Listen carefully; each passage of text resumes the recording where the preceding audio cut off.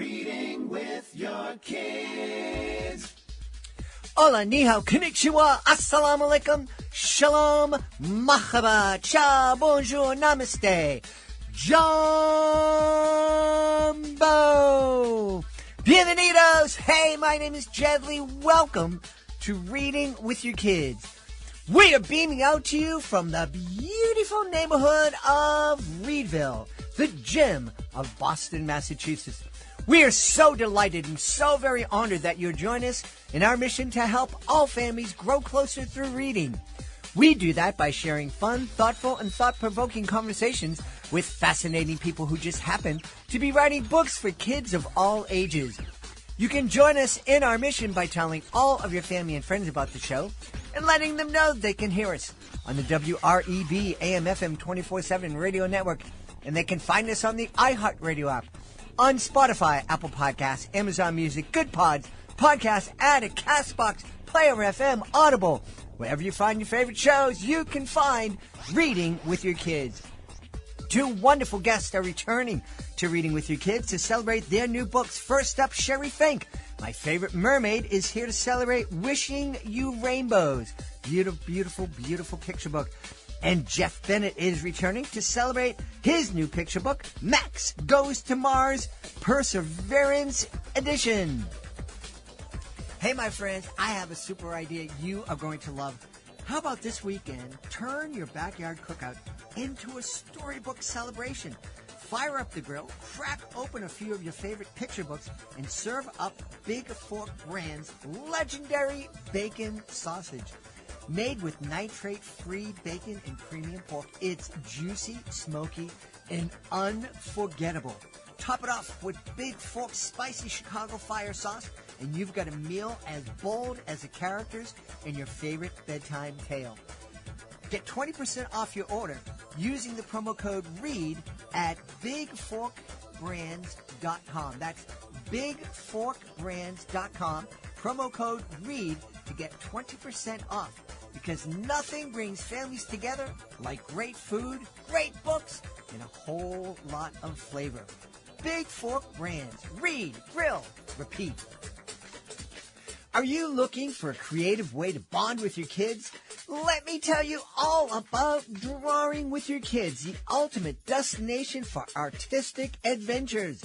Join us as we dive into the wonderful world of children's books with renowned illustrators guiding you step by step.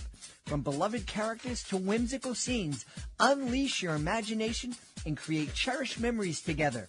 Whether you're a seasoned artist or just picking up a pencil, there's something for everyone at Drawing with Your Kids. Please visit our website, readingwithyourkids.com, and click on the Drawing with Your Kids link at the top of the page and let the creativity flow. Drawing with Your Kids, where every stroke brings stories to life. My friends, I am so excited. One of my favorite guests is back on Reading with Your Kids. I think she was on the show back in 2017 when we launched it, and she's been on a number of other times. We've actually met in real life, and her husband has been a guest, and I'm so excited to welcome back the author of Wishing You Rainbows, a brand new picture book from our guest, Sheri Fink. Sheri, how are you? I'm fantastic. I'm so excited to be back. I'm really happy to have you back on. I do have fond memories of the first few months of Reading with Your Kids when I was reaching out to authors that I was seeing on social media, knowing nothing about. And boy, did I hit a home run when I found you and invited you on the show. Your books are wonderful, and your knowledge of the publishing world is really vast, and you've been very generous sharing that knowledge here on Reading with Your Kids. Thank you. Well, it's my honor. You know, it's something that you're not born with. You have to experience it and learn and grow. And it's wonderful to be able to share that with others so that they can have a better experience and journey and share their dream with others as well. Yeah. So let's talk about Wishing You Rainbows. What a cool title.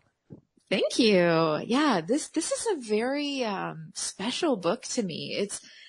It's really, I like to think of it like an encouragement book. It's like a warm hug. It's a cozy blanket. This is a book that you could give to a friend, to a child, to a grown-up even, anyone who's going through a difficult time or a transition or a graduation.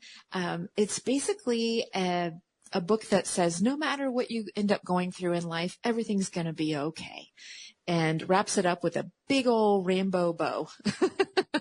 I love that. I love that. You know, somebody listening out there might be thinking to yourself, why do you have to encourage kids who are reading picture books? Come on, kids are happy. They don't need encouragement.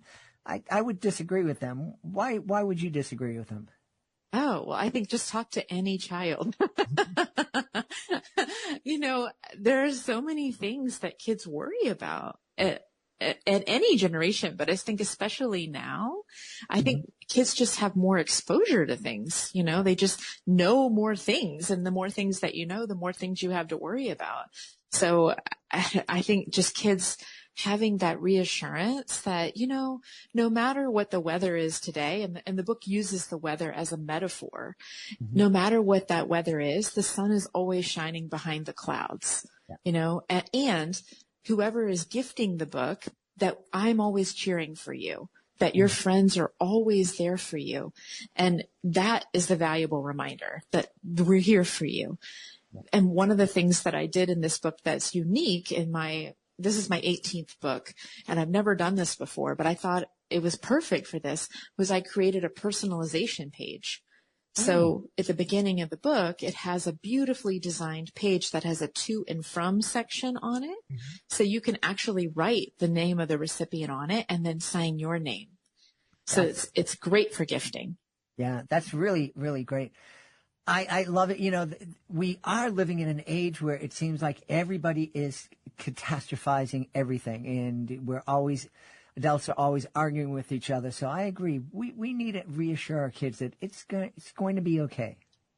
Yeah. I mean, even my daughter just turned 3, and she's taking swimming lessons, and she's very good at it. She does very well. Every time she goes to the lesson, she does great. But when we talk about going to the lesson, each time she gets anxious. And I don't know where it comes from, but she's talking about it with me like she doesn't want to go, and sometimes she will cry, and she'll say she'll do this one part of thing, but she doesn't want to go under the water. She doesn't want to blow bubbles. She will paddle, but she won't do this thing. And I'm not sure why, because when she gets there, she's fine. Like when she gets in the water, she's all good to go. And when I talk to the other moms, their kids are doing the same thing. And again, she's good at this. So imagine the things that the child might struggle with. And I think a book like this is perfect in that scenario, that it's like, hey, even if you have a rough day, swim, whatever it is, it's okay. It's all going to be good. You know? You mentioned your daughter. How has becoming a mom to not only your daughter, but also your son changed you? Oh my gosh. Well, as a writer, specifically because we're talking about the book right now, as a writer, I'll tell you this first. Like, I used to be a marathoner. Okay. So it used to take me a long time to get into that inspired mode. Like, I'm not the kind of person who can just turn it on and off and like, oh, I just write for 15 minutes a day, and then in a year I'll have a book. No, that's not me. That's never been me. I try all those things and they never worked. I'd have to like really coax the muse, you know, and then once I got the perfect conditions and I got in there, I'd have to sit in that spot forever. Like, don't go to the bathroom. Don't take the phone call. Don't do anything that could jinx this. You know, so I would like literally write until I couldn't possibly keep my eyes open, or I absolutely had to get up from that chair to get something to eat. I would just go as long as I possibly could. But now as a mom, that is not an option. So I had to become a sprinter. I have little pockets. I mean, more than 15 minutes usually, because I have a wonderful husband and we trade off and we help each other out with the children. But, you know, I have to really strategically plan my time. I don't have time to mess around. So before, when I thought, wow, it's a miracle to get a book out in a year, now I'm like, holy moly, what a luxury I had before. But now, you know, I'm working on quite a few projects. And and being a mom and planning birthday parties and doing all the things. So I know it's possible. It's just a much, you look at it differently. And then as a person, I mean, it's just made me that much more grateful for my blessings. I mean, I wished for these children my whole life, just like I wished to be a writer my whole life. And when that finally came, I never took it for granted for a moment. And I feel like that about my kids too. And now that I have both of them, I'm like, oh, how can I blend these things together the best way possible and grow it and grow it and grow it together, you know? You mentioned planning birthday parties. You were known here on the Reading with Your Kids as my favorite mermaid for a long time. Does the mermaid come out for the birthday parties? Well, you know, my daughter did have a mermaid themed party a month ago. I was not in full regalia though, because I had a lot to do that day. But you know, when they get a little older, I do sometimes still dress up for events, for my author events. It just depends on the theme of it. Yeah. That is one of the things I wanted to touch on. If you've never met Sheri and her husband, Derek Taylor Kent, in person at a book event, boy, you're missing out because you do it right. I mean, your booth is absolutely fantastic. You have all sorts of products, and you are there, and you're providing lots and lots of fun for everybody who visits your booth. Thank you. Yeah, that's something I always wanted to do. I always thought, like, why should it be boring? You know, books should be exciting. Like, every book is an adventure for the reader. Why shouldn't meeting an author also be an adventure? Yeah, I really want that booth to be a one-of-a-kind experience. And when a reader comes up and meets me, I want them to be mesmerized. You know, I want it to be very memorable. I didn't get to meet an author until I was 30 years old. Like,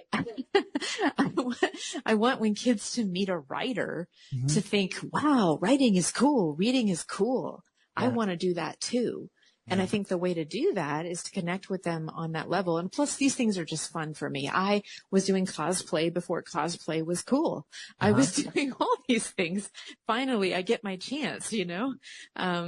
So it's just natural for me to incorporate those things into my booth setup when I have an event and when we do pop-up shops. And, you know, now that we have lunch boxes and earlier this year, we released our first plush. It's my winged kitty character from Magenta, the magical flying kitty cat. And we did a 100 kitty cat run, limited edition exclusive, and we're already over halfway sold out of that. Wow. So in just a few months. So that's amazing. Yeah, that really is amazing.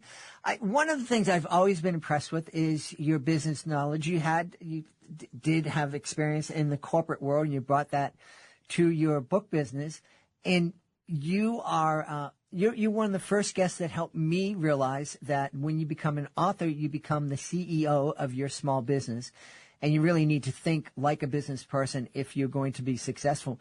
How has the book business changed in the last 7 or 8 years? Okay. Well, I think it's easier than ever to publish a book, which is cool, because I started 15 years ago, believe it or not, and it was much harder then. But I think that with the advent of all these new AI technologies, you've got a lot of people doing it a lot faster and maybe not at the same quality level as we would expect it to be in the past. So I don't prefer those kinds of books. Of course not, because I'm pouring my heart and soul into each one that I produce. But yeah, I think it's nice to see that a lot more people can get their ideas out into the world faster, that there's a lot less gatekeeping on that. I'm all for that. But I still want to see people, if people have the opportunity to read your story for the first time, I want them to get the best version of that. And that requires some editing. That requires high quality illustrations if you're doing things for kids, you know. You don't get another chance to make that first impression. So I want it to really shine. So I think that's a big change. The other thing that's really changed is the events. Years ago, the pricing was more reasonable to do events. We've seen those prices really go up. Yeah. And that makes sense. You know, the people who are putting on the festivals and the conferences and things, they have their own expenses to cover. You know, those things aren't free for them. So they've had to raise their rates to cover that. And a lot of the smaller people, at the same time, it's easier to get your words out into the world, but it's not as easy to be able to afford a booth at some of these events to showcase them. So it's interesting. It's really interesting to see how that's going to evolve over time. Yeah. Yes, it really is interesting. And I've noticed that the price has gone up when we try to promote reading with your kids at different events. Thankfully, we've been able to find some events that wanted to partner with us and gave us some great deals along the way. Wishing You Rainbows made me think back to a day I had in El Salvador when I was touring that nation with the Clowns Without Borders group. And we had this show. It was outside. It was underneath a roof, but there were no walls and around the little theater that we were performing at. And it rained. And I was just recovering from an injury. And my troop mates were very concerned that I'd be slipping and sliding and whatnot. And will anybody come? It turned out the whole town came up to see us. And at the end of the show, there was this beautiful rainbow that just stretched out over the nearby volcano. And this, your Wishing You Rainbows, your title, made that beautiful memory come back to me. Oh, that makes me so happy. Yeah. I feel like it's the closest thing to magic that we have in our real world. You know, it appears kind of mysteriously and it disappears. And yeah, we have a scientific definition for it, but we can't really pinpoint exactly where they're going to show up and when or how long they're going to last. Yeah. And I can remember years ago when I was researching for my Little Seahorse book, I was in the Big Island on Hawaii. And I'm driving down the highway and there was a double rainbow and I didn't know that could happen. I had never seen that before in my life. And I pulled over on the highway and I was flipping out. I was losing my mind.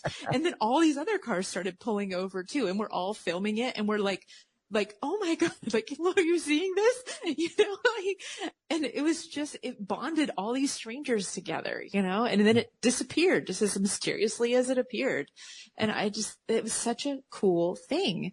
And I think just bringing people together and reminding kids like, hey, everything's going to be okay. And in the story, so the way that it begins, and it's a rhyming book, which is unusual for me too. It's kind of like a poem. So the story opens with a bunch of animals that are on a whimsical carousel and they're breaking free of the carousel and they're floating up into the air and they're about to go on these adventures. And some of the places that they go to a pink sand beach, which I've always been enamored of. Then they're going to, they end up going to space. They're going to an underwater wonderland on a rainy day. You know, they're going through all these places. There's a garden party with all kinds of unusual animals that you wouldn't expect would be there. They're at a lantern party with a lemur. They're flying kites on a farm. They're in a bathtub with a giraffe and a pink dolphin. You know, there's all kinds of very fun and whimsical scenes that a child would just indulge in all the details. Like every time that they look at the book, they're going to find something new to like appreciate and really immerse themselves into that scene. Yeah. You know, Sheri, it seems the past couple of weeks I've had interviews with a lot of authors and illustrators of picture books that deal with pretty heavy subjects. And while I absolutely think that those picture books, they're very well done and they can spark some great conversations within a family and teach kids some very important lessons, I still think that we need whimsical stories to tell our kids. I agree with you. And I think sometimes the less specific we are, the more helpful the book can be. Mm. Because one of the things about a book like this is that you can fill in your own blanks. Right. Like maybe you're graduating from elementary school and you're going into the next level and you're a little bit nervous, and this is just a reminder, like, hey, your friends are here. We're cheering you on. Your parents love you. Like, you're all good. Or maybe you're moving, you're in the first grade and you're moving and you're changing schools and you're super uneasy about all that. Or maybe you're changing to homeschool. You were in regular school and you're changing to homeschool. Like, maybe your best friend is moving. Maybe something happened in your family and your parents are getting divorced. Like, who knows, right? Right. Maybe your family's getting married. Like, who knows? You're getting a new sibling. Whatever that change may be, a book like this is there to support you through that. And just to remind you that the people who love you are wishing you rainbows. Yeah. They're wishing you magic and joy. As you were speaking about this, I realized that in some parts of the country, schools already begun. Certainly colleges all around the country, kids will be starting in as freshmen. I think this could be a fun gift to give a rising freshman entering their first year of college. Oh yeah. Yeah. And it's very elevated. When you look at it, you'll see, like, one of the fun things that we did on the cover is a de-embossing, which I've never done before. Like, so it has a texture on the cover, and it also has a silver foil element that has, when you twist it in the light, it has a rainbow that appears, like a holographic rainbow. It's amazing. Yeah. Like, yeah, we spared no expense.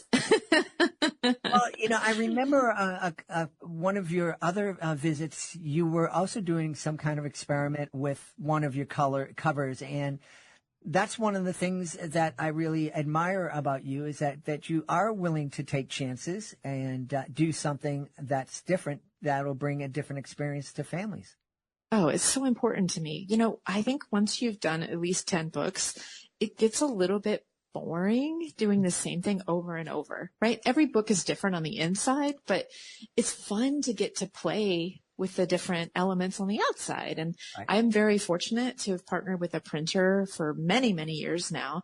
And when I say, hey, you guys, I got an idea, they listen, and if they aren't able to do it right now, they figure it out. By the time I'm ready to go to print, they're like, hey, I think we can do that. Let's try it. They figure out a way. Like, years ago, I thought, well, wouldn't it be cool if we could do glow in the dark? And they figured it out. And then, like you said, for magenta, that cover, we were doing a gold foil element on the cover that had a rainbow iridescence hologram effect. And that book has been my top selling book ever. Wow. Yes. It's so magnetic. And it's just such a magical story. And there's something about the cover. Like, we will be at events like Comic-Cons, and I'll have the book displayed on the table with everything else, and grown women will come running to the table. They'll see the cover with the flying kitty on it, the gold eyes and golden footprints, and it's so magical. And they'll just be like, I don't know what it is about this, but I need this book. And I'm like, I get it. I would buy it too. So it's wonderful to have people feel that way about your work, and your artwork. And it's fun. It's really fun. I have another cover that has glitter on it. And then the one that I'm working on for next year, oh, wait till you see that one. All right. Yeah. We had, it's been a number of years now, so I don't know if it took off or not, but we had a couple of different authors on whose books smell, not they weren't smelly, but you could smell something. They talked about food or whatnot. Thinking about doing something like that on a cover, maybe? I am not, but I will tell you that I am in the midst of writing my first middle grade novel. Ooh. And, that is a horse of a different color. It certainly is. But it's very exciting. And as I'm writing it, I am married to Derek Taylor Kent, the king of middle grade novels, Yep. who's best known for the Big Scary School series. And he's like, this is definitely a 3-book series, minimum 3-book series. And I'm like, okay, maybe that's true. And as I'm building it out, I'm like, okay, I like building this world. This is very, very exciting. But I have some ideas about how we're going to handle the production of this book that is going to make it very, very special. And I think that my fans who have been reading my books for years, and they may have grown a little bit older than my picture books, will be very excited when this one comes out, because finally they'll have something that's at their level. Yeah. You know, that's really great. And I wonder if there's going to be any competition in the Fink-Taylor household. You know, there's never any competition here. It's all love, all support. We are both so delighted when a child goes home with a book that they're excited to read. That's and great. When someone comes to our table, the first thing we try to figure out is what do they love already? And then we try to find something that will match the energy of that. Or if they're looking for something completely different, we try to find what they're seeking, you know, and if we can help them find something that fits that, then we're all happy. Yeah, that's cool. Hey, I know your son is very young, but your daughter, what does she think about having a mom who's a kid's author?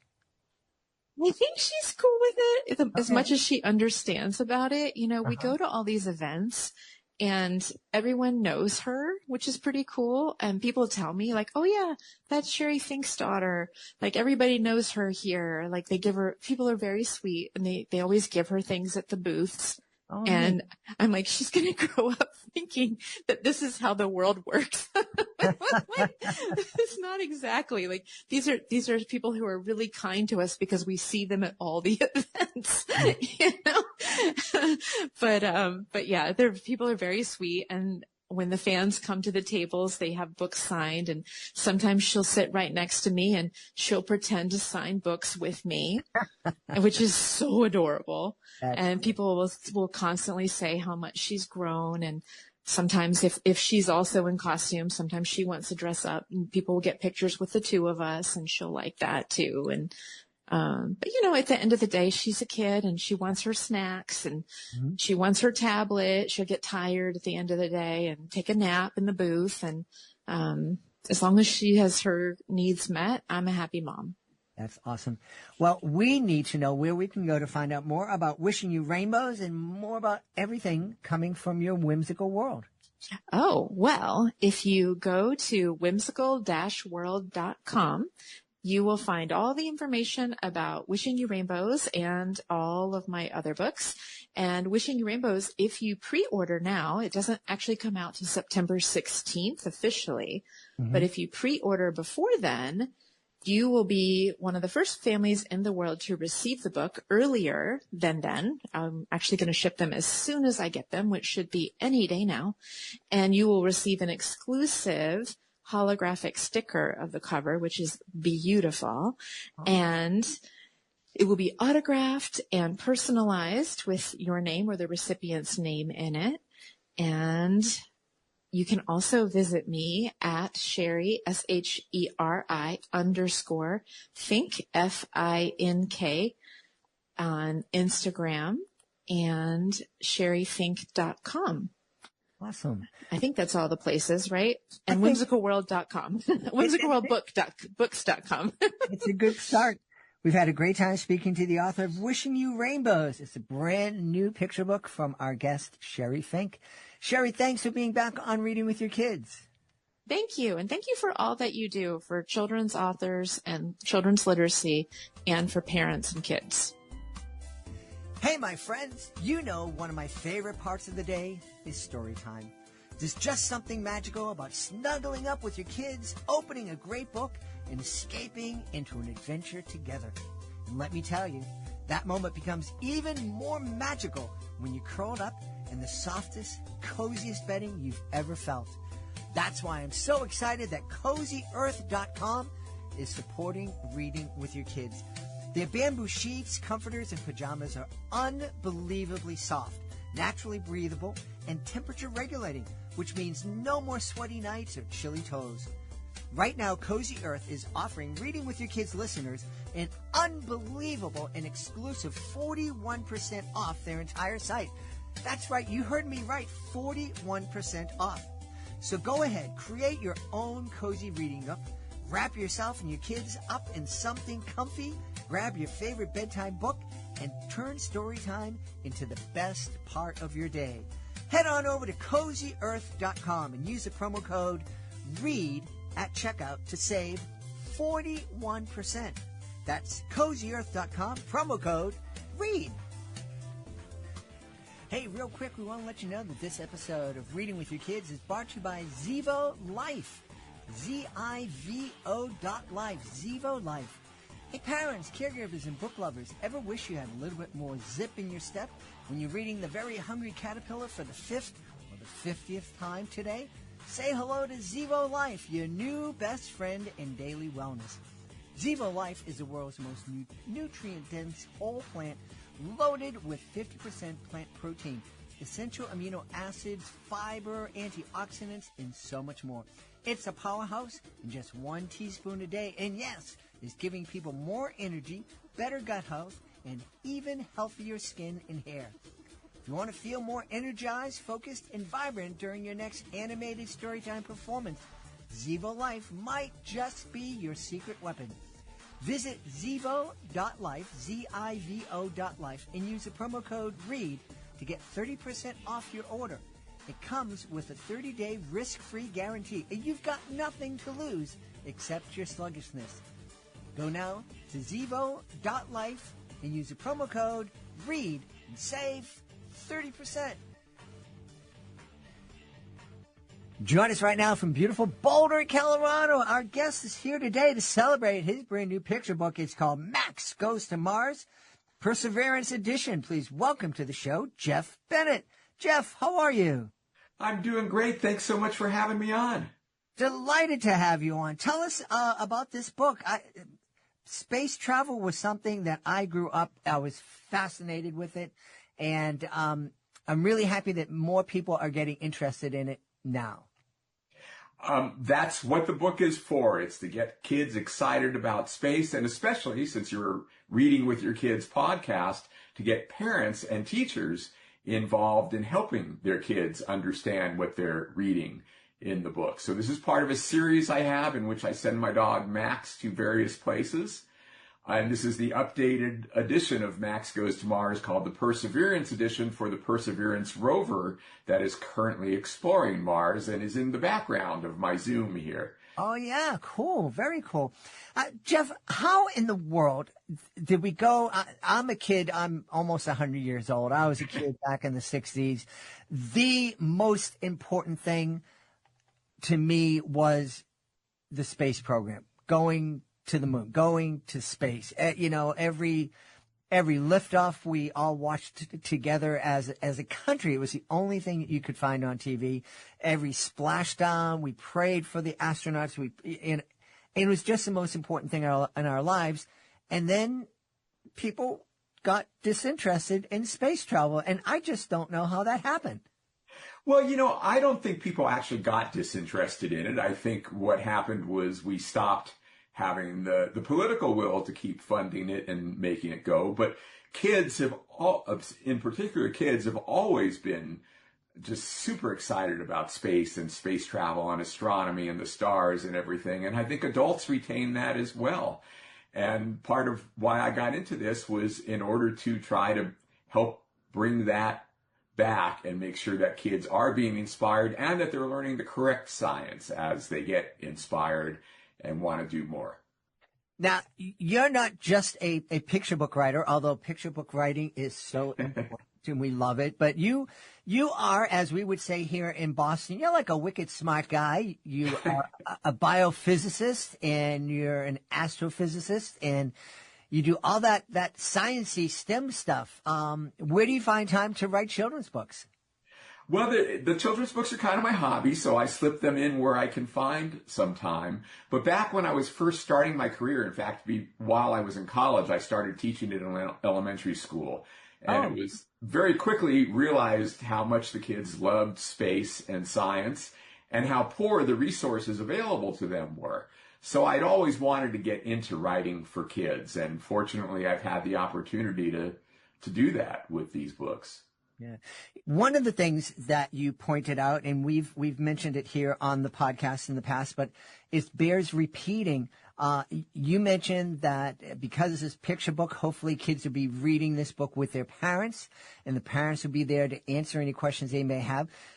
Picture books are meant to be read together with a parent. So, and the writing that you'll find in picture book is typically has more vocabulary and more difficult vocabulary than your kids will find in their first chapter books, because we anticipate the kids will be sitting down with their parents reading those picture books. That's right. And in particular with my books, because they're focused on science and space, things that the parents themselves may not know a lot about. You'll see the sidebars in my book actually have more words than the story itself, because they're designed, I call them big kid boxes because bigger kids can read them, but they're really almost designed to be the parent and teacher boxes, right? So as you're reading the story with your kids are probably going to ask some question. You'll be, God, I don't know the answer, but the answer is actually right there on the side of the page for you. And so you can read that yourself and then answer that question for your child. Yeah. So let's talk about the story. Max, does he like space travel?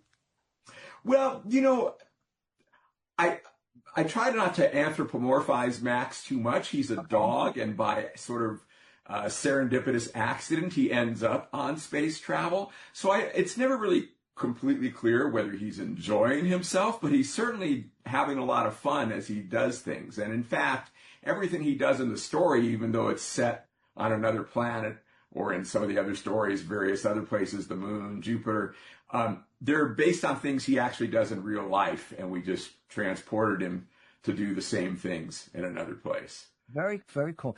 I bet a lot of kids won't know that some of the first beings in space were dogs.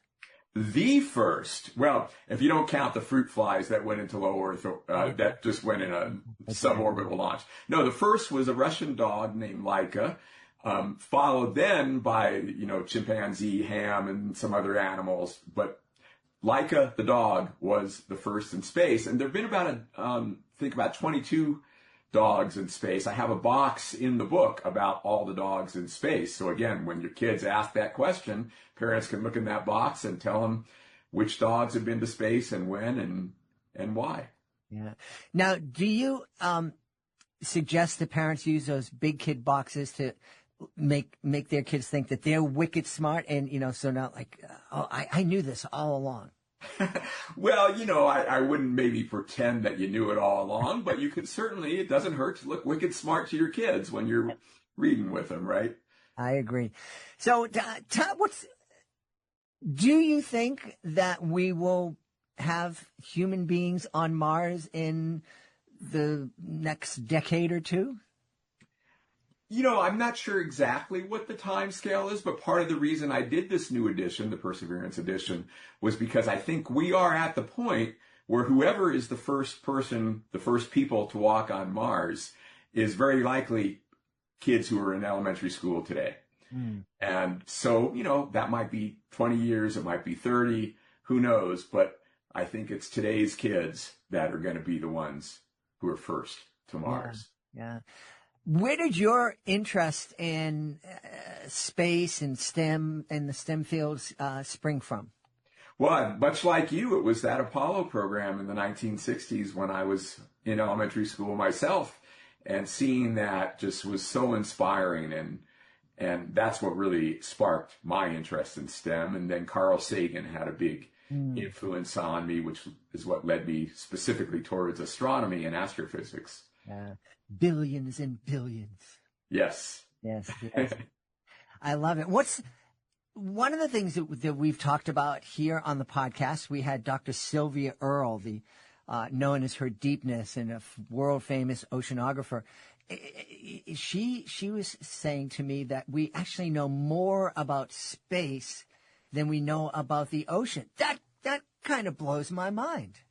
Yeah, if you pick particular places in space, like the moon Or Mars, yes. I'm not for the whole thing, but Right. but yes, because we've mapped out the moon completely. We've photographed the entire surface of Mars. We have rovers that have driven around on it, whereas the deep ocean is still largely inaccessible. That's, yeah, it kind of blows me away that we know more about something that's hundreds of miles away from us than we do about the ocean that I can walk into. And they tie together because what we learn about space helps us understand what is going on Earth, and what we learn about Earth helps us understand what we're seeing in space. Yeah. Talk, please, Jeff, about how best can a parent inspire their kids, and especially their girls, to want to explore the STEM fields. And you know, we talk about getting our kids, going out into nature with our kids. How can we go into the STEM fields with our kids?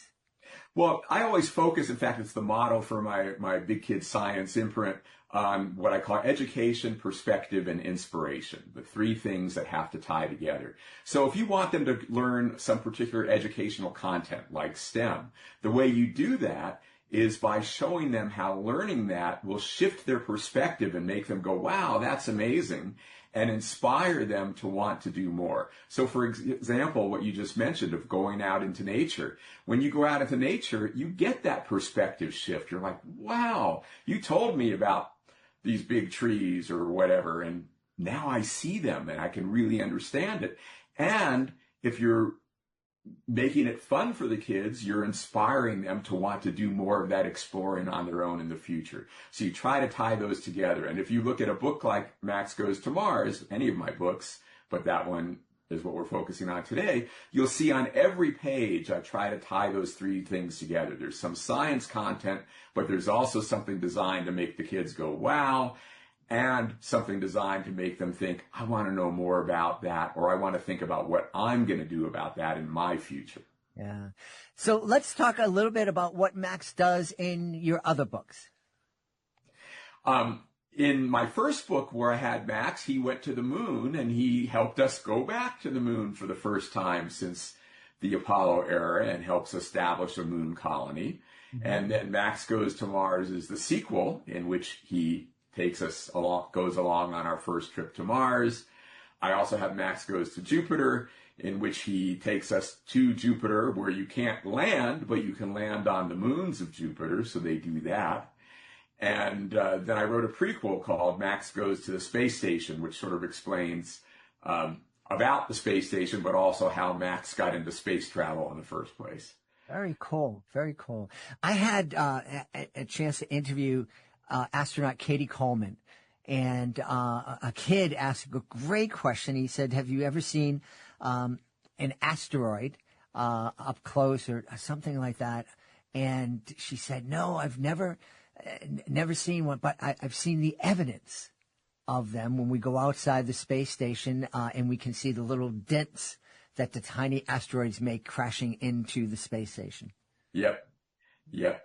Yeah, and Katie did some amazing things up there on the space station, too, including playing her flute in a duet with Ian Anderson and Jethro Tull. Very cool, yes. Ian Anderson, wow, what a name. And she also told me that she, typically they strap themselves in to sleep so they don't float around. But she wanted to see what it would be like to sleep floating, and she ended up waking up underneath a table, I think she said.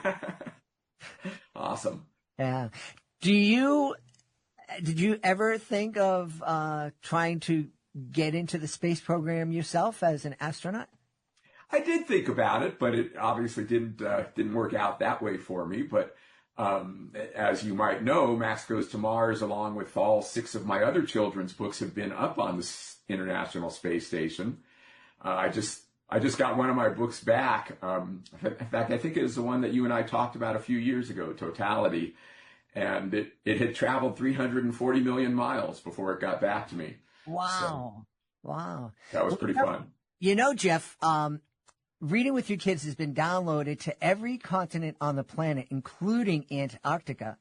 And that happened because one of the scientists there wrote a book about penguins, and he came on, he celebrated the book, and I mentioned it to him that we hadn't made it to Antarctica yet, and made a few phone calls, and sure enough, they downloaded it for him. So if you can pull some strings and get them to upload Reading with Your Kids to the space station, I'd be delighted. Excellent. We'll see what we can do. Awesome. Well, what's next for Max? Well, I think right now I'm working on some different projects. I might send Max off to Saturn someday, but I haven't decided yet whether to move forward with that project. I'm currently working on a book on the scale of the universe and a few other projects. The scale of the universe. That's kind of big, isn't it? It is very big. Do we have any guesstimate as to how big the universe might be? I know it's always expanding, but well, yes, we do. And I should mention, to tie it back into Max Goes to Mars here, in Max Goes to Mars, to try to explain the scale of how far it is to Mars, we use a device that I was involved in creating called the Voyage Scale Model Solar System. There's our main one is on the National Mall in Washington, D.C., but we also have them in a couple dozen other cities around the country. So we built the solar system on a scale of 1 to 10 billion, so you can actually walk through it. You see the sun about the size of a large grapefruit. The Earth is the size of the ballpoint in a pen, about 16 yards away, and so on. So you can walk through that out to see the whole solar system, and then you can go from there, jumping scales out to the rest of the stars, the galaxy, the universe. So that's what, in the Scale of the Universe book, I'll take you all the way through all that. And Max Goes to Mars, we only work on the scale out as far as Mars. Wow, that's incredible.